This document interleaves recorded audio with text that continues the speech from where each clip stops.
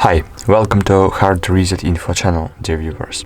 In this video I'll show you how to clean your USB charging port on your MOTOROLA Moto G52 using home remedies, using household items. So, remember one rule.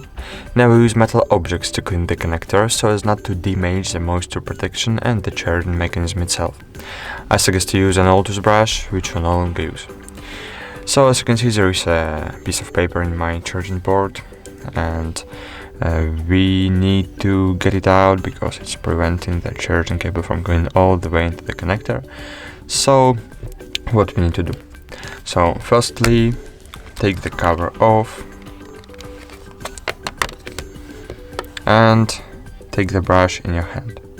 Then insert the one part of the brush into your connector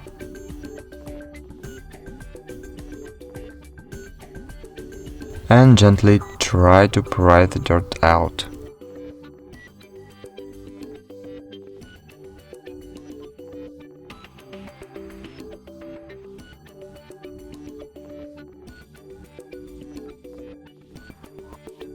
So, that's all.